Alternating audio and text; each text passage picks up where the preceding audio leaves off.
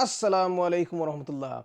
So this bangla khodu or bottle gourd plant is just over a week old, and I'm going to show you how I got from seed to this plant in just over a week and how you can get your bottle gourds off to a fantastic start with this method.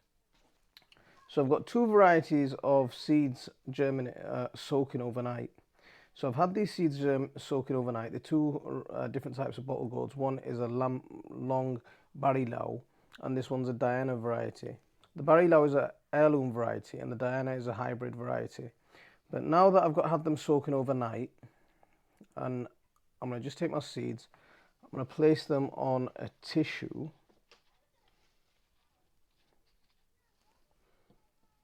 Just spread them out nice and evenly. I know which one's which because you can see the shape of the seeds.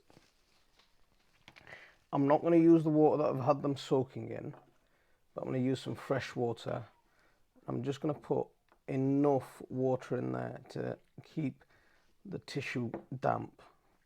So once you've got them on a damp tissue, that's it, lid on. So now that I've got the lid on, it's going into my propagator. Just back here, I've got a propagator and I've got other things starting off here. I've got a couple more tubs in here. I'm doing the same thing with them. We'll have a look at, we'll give these an inspection and see what's going on. But let's get this one inside. See, this is the best thing about using this method, is it takes up hardly any space. Look, in the amount of space that I would have had 2 pots in a propagator, I've had 3 containers, and I've got 12 seeds in that pot, and I've got similar in these. So I've got 24 seeds germinating in the place that 2 pots would have taken. So it's absolutely brilliant in terms of space saving. So these are a different type of gourd.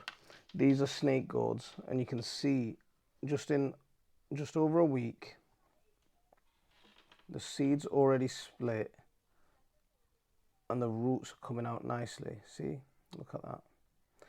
And what's going to happen, I'm not going to plant that yet. I'm going to leave it growing. I'm going to leave it growing until it gets to this stage.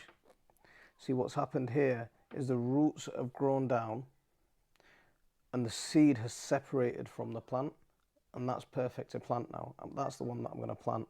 A problem that a lot of people have when they plant them in either directly in the soil or they plant them at this stage is that the seeds don't separate from the plant. And because the seeds don't quite separate from the plant, they stay stuck to the leaf, and then sort of the leaf, the 2 seed leaves are attached like that with the seed stuck on the top, and then you're having to do an operation to try and get the seed off. But if you just give it a little bit of time, leave it like this, the seed will naturally detach itself. So just give it that time, and if it hasn't detached in a couple of weeks, then remove the seed and then just intervene. But mostly you don't need to with this method, because you'll notice that the seed will actually detach and be attached down here near the root ball, and the leaves will separate out nicely. The reason that this is happening is because, remember, these plants want a really humid atmosphere. Inside this container, they get in that humid atmosphere, and the seeds soft enough and staying soft enough for them to detach and separate nice, because they're nice and soft. But when you try and plant them in a pot and you're trying to germinate them in the pot, one of the problem is that they're drying out and then they're staying stuck to the leaves and they're not separating. That's the method of troubleshooting these. These are going back into my propagator. The one with the seeds that the sisingra, the snake gourds, they're staying at the top, so they're easy for me to access, and I know that in about a day's time those plants are going to be ready to pot up.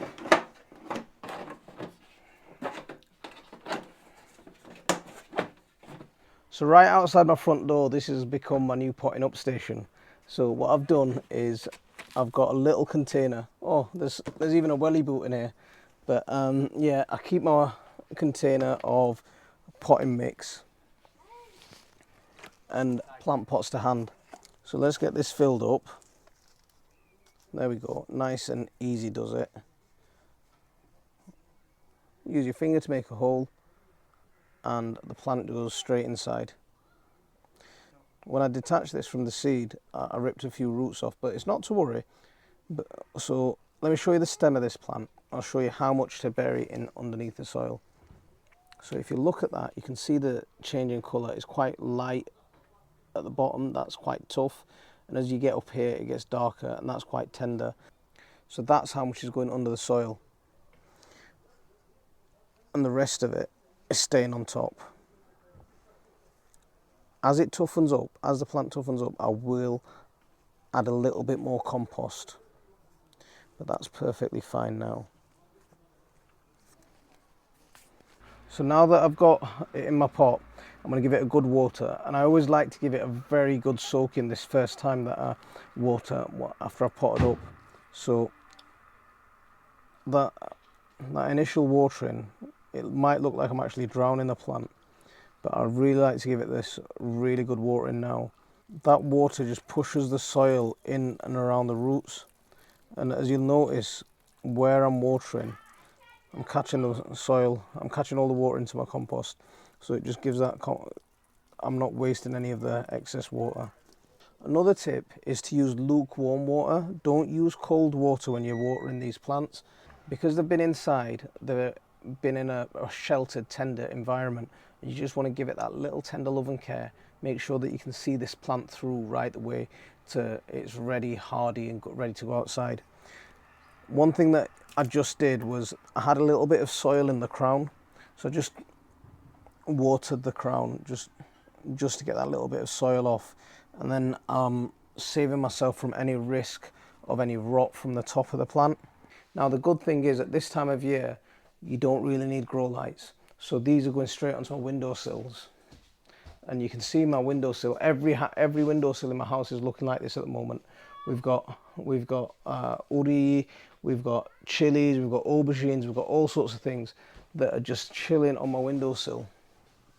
So this one's going over here. It's just going to relax there on the windowsill until it turns into a nice healthy plant. So I'm expecting that seedling that you've just seen me pot up to turn into a nice healthy plant and start putting on its true leaves within the space of a couple of days now. So in about a week to 10 days, you should go from seed to this with it, with this method. If you don't have a propagator, get it on top of your combi boiler, on top of your radiator, just get it somewhere warm. A week's worth of heat and humidity, you'll see those seeds crack, you'll see those seeds start putting out their roots, and you'll see them put on their true leaves. Oh look, I've even got a little friendly worm coming out to say hello. I better get that guy somewhere outside the house before I get into trouble for that. These two are another hybrid varieties. These are Shrabanti khodus. So these are long, dark green, sort of freckledy ones. They get to about that sort of size. They're a nice oval shape, and these are the barilau. These are a little bit thinner and stay a little bit smaller. And the barilau, this is an heirloom variety, and this is the one that's the original bangla khodu. These are F1 hybrids. But, I mean, the F1 hybrids do well, but the barilau is the one that we need to keep going and keep protected. We're nowhere near for these plants to go outside yet, so these need to stay in the house until the end of April at least. At the very least, these need to stay in the house till the end of April. Once we're getting into May, mid-May, then if you've got an outdoor greenhouse, then it's a time to move them into a greenhouse and keep them out there for a bit. Towards the end of May, early June, when the temperatures are consistently warm, you're not getting at night time, the temperature's not dropping below 10 degrees, that's when it's a time to take them and plant them outside. Remember, towards the end of May, early June, it always gets a little bit cold. The temperature sort of, we get into this spring mode. It looks like summer's coming in, and then the temperatures suddenly drop. It always happens around the end of May, the first week of June. So just be careful of that. Just watch out for that. So if you do put these outside, make sure you keep an eye on that forecast, because the longer term forecast isn't as accurate. So you've got to have a weekly, check on the weekly forecast. And if it does, the temperature does look like it's going to drop to very cold temperatures, get these protected. Get something fleece over them, get some plastic covering over them, get a bottle over them, stick a blanket over them if you have to, but get them covered and get them protected. And this year, I've got a feeling in my bones that it's going to be a good year for khodus. So get your khodus started. If you haven't already, this is the easiest way and probably the best way that I think you should do. Get your khodus started. So good luck with that. I'm going to leave it there for this one. Assalamu alaikum wa rahmatullah.